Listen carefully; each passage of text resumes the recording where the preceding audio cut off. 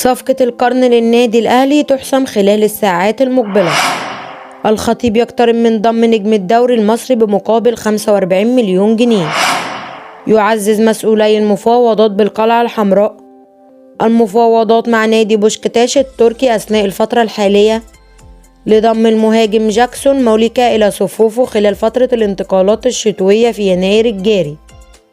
وتعتبر المفاوضات المنعقدة بين نادي بوشكتاش التركي الذي يضم في صفوفه اللاعب الكونغولي موليكا واللاعب فينيسيت أبو بكر لاعب المنتخب الكاميروني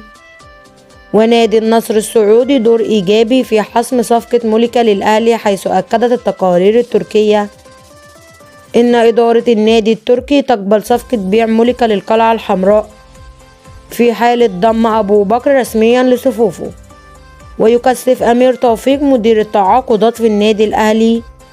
المفاوضات الرسمية مع إدارة النادي التركي لبحث ضم موليكا لصفوفه على سبيل الإعارة بنية البيع. وعلى الرغم من سعي إدارة القلعة الحمراء لضم موليكا إلى صفوفه على سبيل الإعارة بنية البيع، ولكن الأمور المالية قد تكون حجر العثر أمام الإدارة لإتمام الصفقة، وأن هناك العديد من المحاولات المكثفة لتحقيق الهدف المنشود مع إدارة النادي التركي. ومما يؤكد على اقتراب إتمام الصفقة هو متابعة موليكا للحساب مدير التعاقدات بالأهلي أمير توفيق الرسمي على انستجرام، كما أوضح مصدر في النادي في حالة وصول القلعة الحمراء لاتفاق مبدئي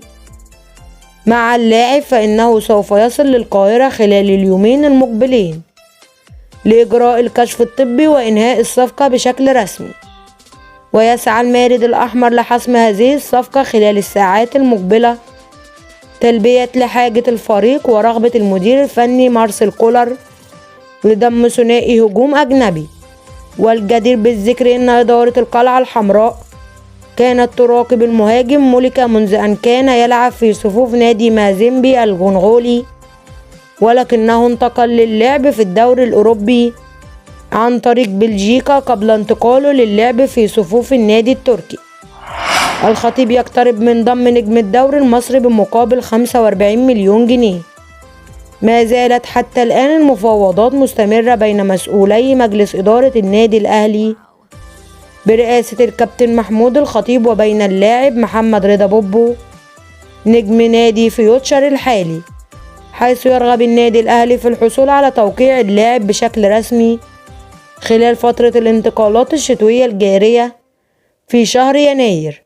على الرغم من أن نادي فيوتشر قد طلب من النادي الأهلي بمبالغ كبيرة من أجل الاستغناء عن اللاعب، ولكن ما زال الإصرار من جانب الكابتن محمود الخطيب مستمر من أجل حسم الأمور بشكل رسمي وتدعيم صفوف الفريق خلال الفترة القادمة من أجل المنافسة على جميع الألقاب التي يشارك فيها الفريق، سواء كانت إفريقية أو محلية بشكل عام. فيما قد كشف الإعلامي هاني حتحوت بأن المدير الفني الفريق الأول لكرة القدم بالنادي الأهلي مارسيل كولر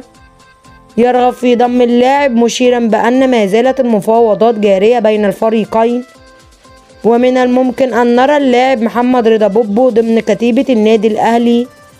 خلال الفترة القادمة، موضحا أيضا بأن النادي الأهلي قد تقدم بشكل رسمي لطلب اللاعب، ولكن في الجانب الآخر من نادي فيوتشر متمسكا بخدمات اللاعب، ولكن شرط الحصول على الاستغناء بشكل رسمي يباع اللاعب بمقابل مادي نحو 45 مليون جنيه.